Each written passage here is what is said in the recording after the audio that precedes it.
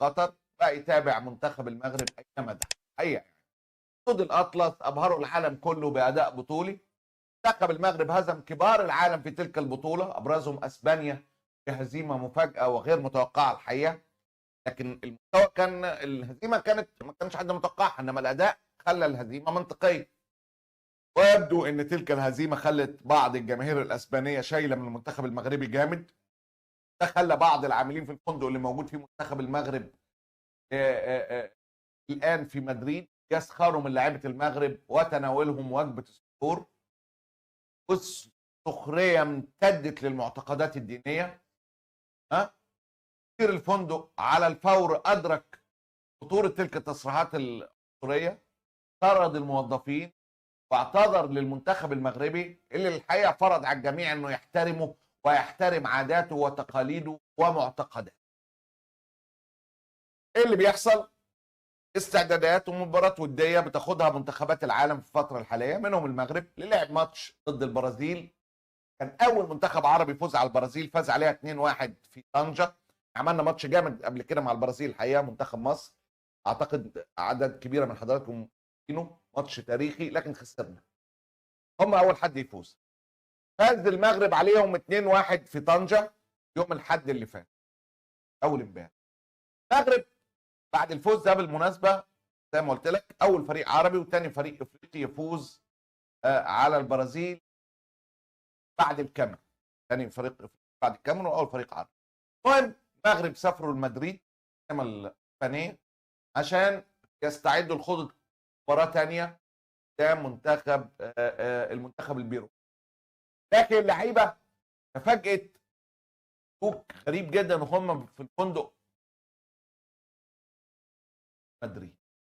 عامل فندق مدينه مدريد زي ما حضراتكم شايفين نشر على حسابه في انستغرام تعليقات عنصريه ضد لاعبي منتخب المغرب. قاعد يقول لك انا اضطريت اشتغل في وقت متاخر بالليل عشان اخدم منتخب المغرب. سحروا يعني، قال لك احنا بنخدمهم في رمضان بسبب معتقداتهم الدينيه. وقعد يسب ويشتم بعض اللعيبه.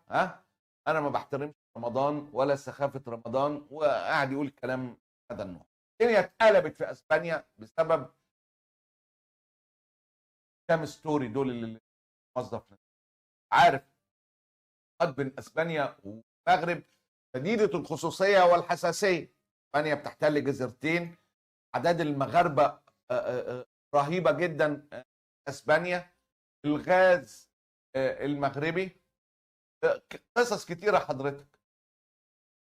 بعد الستوري اللي نزل ده بتاع الموظف، الجماهير المغربيه اللي موجوده في مدريد يعني اعداد كبيره جدا راحت للفندق وعملت زحمه وضغط كتير جدا هناك. الموضوع قلب الدنيا اكتر، وبدات الصحف الاسبانيه تكتب عنه وتندد بما يحدث. بدات تكتب على الفندق وازاي يحصل حاجه زي كده، خاصه مع منتخب المغرب. الصحف الاسبانيه اللي بتقول لكل العالم انظار العالم تتجه ليه بعد ادائه الرائع في كاس العالم. اداره الفندق على الفور ادانت تلك التصرفات. ندين تصرفات هؤلاء الموظفين. مؤكد اننا نحترم لاعبي المغرب وشهر رمضان وشعائر المسلمين. المتسببين فيما حدث سيكونون تحت تصرف الشرطه. اداره الفندق اصدرت بيان باسم واحد من المسؤولين، وطلعت واحد من المسؤولين في الفندق عشان تمتص غضب المغاربه مسلم يوجه اعتذار للمنتخب المغربي وللعالم الاسلامي على تلك كلام حقيقه اللي سيء جدا. وطلع المسؤول المسلم في قال لك بصفه الشخصيه انا عربي ومسلم احتفل بشهر رمضان زي العديد من الزملاء في الفندق. لهذا السبب نشعر بالاذى مثل اي مسلم اخر في العالم. اداره الفندق لم تكتفي بهذا، تبرأ نفسها من الموضوع تماما وتثبت انه بعيد اشد البعد عنها. قالت ان اللي عملوا التصرفات دي في الرسميين في الفندق. يعني بص بصراحه، لكنهم بيشتغلوا وقت الحاجه ليهم في وقت الزحمه والضغط. وقررت اداره الفندق رفض الموظفين اللي تسببوا بتلك الواقعه، وضعتهم تحت تصرف الشرطه للرد على جرائمهم. الحدث ده يعتبر جريمه. دي اللي ذكرته صحيفه اس الاسبانيه. الموضوع ما وقفش عند طردهم من الشغل. الشرطه الاسبانيه قبضت على العامل تحديدا اللي عمل الستوري، وجهت له اتهامات بارتكاب جرائم كراهيه. مدير الفندق هو اللي بلغ عن العامل، مش المنتخب المغربي. المنتخب المغربي ما بلغش عنه، بلغ عنه مدير الفندق، لان الموضوع كبر جدا يا جماعه. تحديتها باسم شرطه بلديه مدريد، قالت ان المواطن الاسباني اللي عنده 27 سنه اوقف في الفندق يعني اتقبض عليه، اغتصب ليل الاحد، ويواجه اتهامات محتمله بارتكاب جرائم كراهيه. ثانيه بتتعامل بكل حذر مع اي حاجه تخص الملف المغربي والمغاربه لاسباب سالفه الذكر اللي قلتها لك. اضف الى معلوماتك، تحدثنا بده برضو ان المنتخب المغربي انضم الشهر اللي فات لاسبانيا والبرتغال في ملف مشترك استضافه مونديال 2030.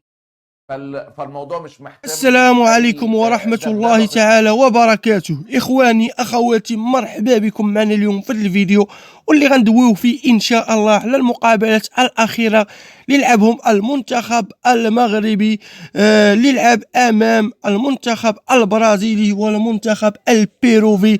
والصراحة المنتخب المغربي كيف العادة تعملق قدام هذه المنتخبات، خصوصا امام المنتخب البرازيلي اللي ربحوا اداء ونتيجة، وربحوا باصابة لاصابة. وكان هذا الفوز تاريخي، حيث المنتخب المغربي كيولي هو اول منتخب عربي كيفوز على المنتخب البرازيلي، وثاني منتخب افريقي من بعد الكاميرون كيفوز على المنتخب البرازيلي. الصراحه اللاعبين ديال المنتخب المغربي كانوا رجاله داخل ارض الميدان، قاموا بكل شيء، استحوذوا على الكره، القرينطاق، الحماس، ما عندنا ما نتسالوهم. يعني هادشي التكميله ديال المونديال واسود الاطلس. هاد الساعة ما بقاش كتهاب حتى منتخب حاليا في العالم. اي منتخب قادرين باش نربحوا بهذا الفرقة اللي عندنا، بهذا القرينطاق اللي زرعها وليد الركراكي.